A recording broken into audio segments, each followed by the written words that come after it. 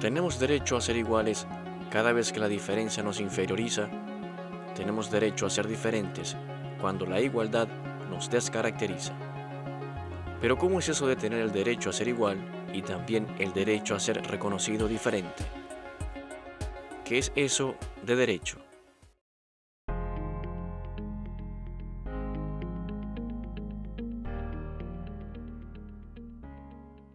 En el mundo hispanohablante, derecho es un término que se puede entender de diversas formas. Su significado solo puede atribuirse de acuerdo con el contexto del discurso. A veces nos dicen sigue derecho para indicarnos que debemos seguir una trayectoria en línea recta. Si se habla de derecho, se puede hacer también referencia a una persona del género masculino que demuestra habilidades superiores con sus extremidades derechas en relación con sus extremidades izquierdas. Él es derecho. Igualmente, al decir el derecho, nos referimos a la ciencia jurídica, que es la encargada de estudiar los sistemas y procedimientos judiciales legislativos. Esta es la ciencia que se especializa en entender los diferentes sistemas de derechos con que se regulan las interacciones humanas, sea el derecho continental basado en el derecho romano, el derecho anglosajón, el sharia o derecho islámico, entre otros. Posiblemente hayan otros usos de la palabra derecho, y solo es cuando se dice derechos en plural que hacemos referencia al conjunto de derechos humanos que buscan preservar la dignidad de toda persona. Así, cuando hay que hacer diferenciaciones entre los derechos humanos, entonces hablamos de derecho en singular, como por ejemplo el derecho a la libertad de pensamiento, el derecho al debido proceso o el derecho a la educación.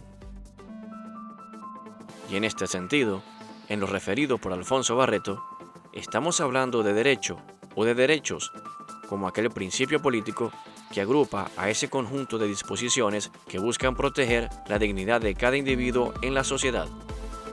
Pero como cada individuo es una expresión diferente en moral, talentos, actitudes y capacidades, entonces los derechos deben adecuarse al mantenimiento de esa heterogeneidad en el marco de la justa igualdad de condiciones y oportunidades en la sociedad. Ese es el mensaje que sugiere la icónica expresión de Boaventura de Sousa Santos: tenemos derecho a ser iguales cada vez que la diferencia nos inferioriza, tenemos derecho a ser diferentes cuando la igualdad nos descaracteriza. Es cuestión de comprensión de la igualdad general, pero comprensión también de cada individualidad humana.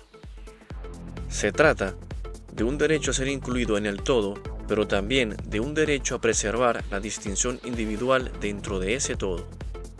Ahora bien, los derechos no son de por sí independientes. Ellos siempre están atados a deberes específicos, de manera que no se puede desligar un derecho de un deber, ni un deber de su derecho correspondiente en la justa apreciación de la heterogeneidad humana.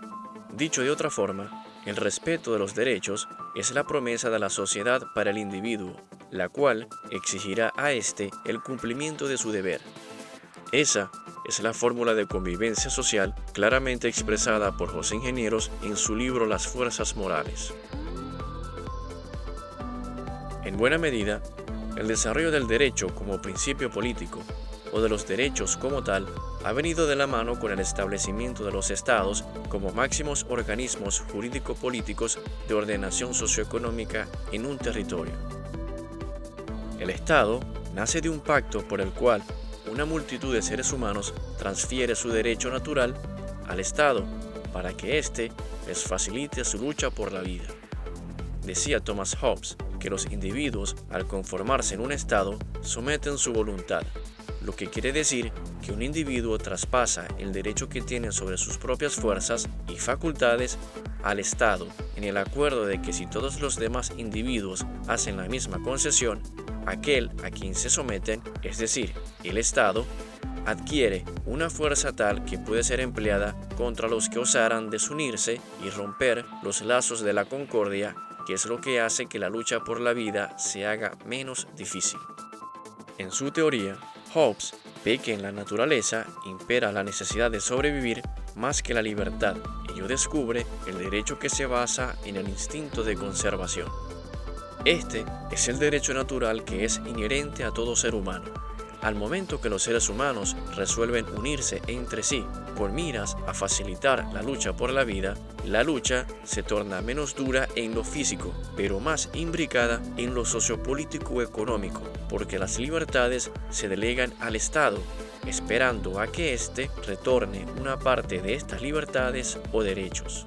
De aquí que, como sugieren muchos teóricos, sea el caso de Bob Jessop y Juan Carlos Monedero, el Estado se convierte en la máquina de obediencia más efectiva. Por supuesto, que la historia demuestra en diferentes ocasiones cómo el ser humano ha cedido sus derechos al Estado, pero el Estado no ha correspondido con facilitar su lucha por la vida o respetar su derecho individual. Es en esos momentos cuando ocurren los cambios, que pueden ir desde mínimas adecuaciones a alguna ley hasta profundas revoluciones sociales, políticas y económicas que buscan transformar al Estado en grado superlativo. Y debemos tener en cuenta que todas estas consideraciones tienen una relación estrecha con el principio político de la justicia. Un ejemplo de pequeñas adecuaciones al sistema de derechos puede ser aquel que refiere al caso de la señora Lilly Ledbetter en los Estados Unidos.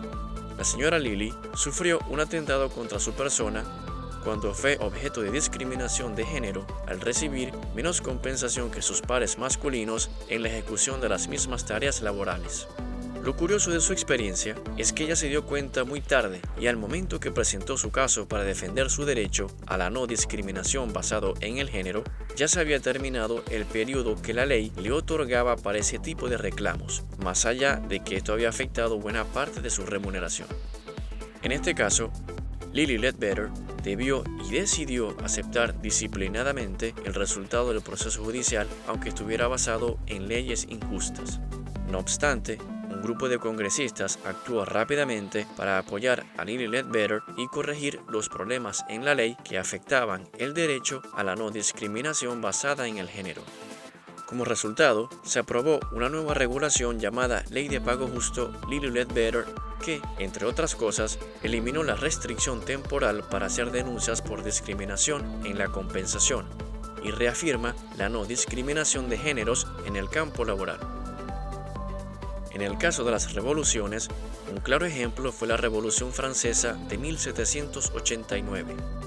La revolución terminó con el Estado monárquico feudal y empezó a instaurar el Estado liberal burgués de derecho. En el fragor del movimiento revolucionario francés se declaran los derechos del hombre y del ciudadano, donde, entre otras disposiciones, se habla de que los hombres nacen libres y que son iguales en derechos. Estos fueron cambios realmente profundos en las leyes y en el Estado mismo. Sin embargo, curiosamente, la escritora y filósofa política Marie Gauss escribiría más tarde la Declaración de los Derechos de la Mujer y de la Ciudadana para responder simbólicamente a una declaración de derechos del hombre y ciudadano que no hacía referencia al género femenino. Eventualmente, con la aparición de los movimientos socialistas, se fueron dando expresiones como la del Estado Social de Derecho o Estado de Bienestar, que aspiran a una distribución más balanceada de las riquezas.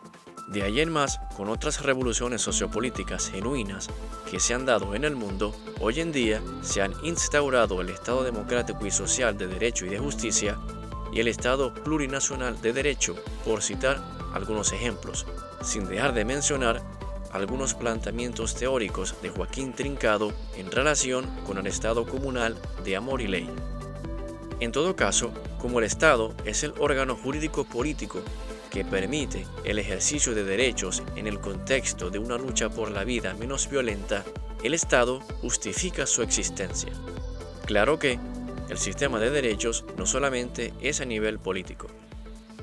Podemos hablar de derechos civiles y ciudadanos, derechos sociales y de familia, derechos culturales, derechos económicos y, sin duda alguna, de derechos ambientales. La misma Organización de las Naciones Unidas, con gran influencia de la Declaración de los Derechos del Hombre y del Ciudadano, promulgada en la Revolución Francesa, estampó los derechos humanos universales en 30 normas. Algunas de ellas son que todos los seres humanos nacen libres e iguales en dignidad y derechos, y dotados como están de razón y conciencia, que nadie estará sometido a esclavitud ni a servidumbre. La esclavitud y la trata de esclavos están prohibidas en todas sus formas. Toda persona tiene derecho a la libertad de pensamiento, de conciencia y de religión. Todo individuo tiene derecho a la libertad de opinión y de expresión. Toda persona tiene derecho a la libertad de reunión y de asociación pacífica. Toda persona tiene derecho al trabajo y que toda persona tiene derecho a la educación. Para finalizar, es preciso reafirmar la estrecha relación entre derechos y deberes. El contrato social. No existen derechos sin deberes y no deben existir deberes sin derechos. Al defender el derecho a la propia libertad de expresión, se debe respetar el derecho a la libertad de expresión del otro. La propia Declaración de Derechos Humanos de las Naciones Unidas, cuando señala que todos los seres humanos nacen libres e iguales en dignidad y derechos y dotados como están de razón y conciencia, también señala que deben comportarse fraternalmente los unos con los otros. Y como parte de la declaración, un par de asuntos que sostiene el artículo 29 refieren a que toda persona tiene deberes respecto a la comunidad, puesto que solo en ella puede desarrollar libre y plenamente su personalidad.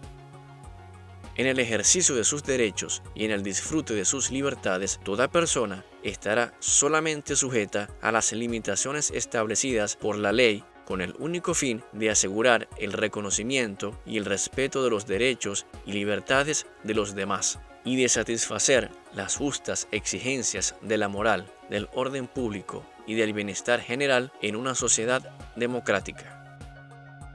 Habida cuenta, la comunidad política es el ente que genera derechos en la sociedad y dentro del sistema de instituciones.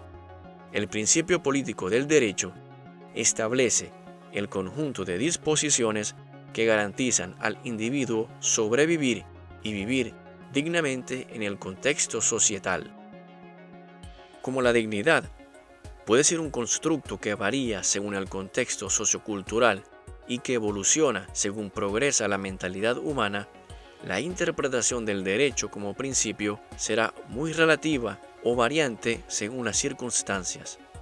Lo que no variará será la fidedigna relación entre el conjunto de derechos y el deber moral de ser útil a la comunidad que otorga esos mismos derechos.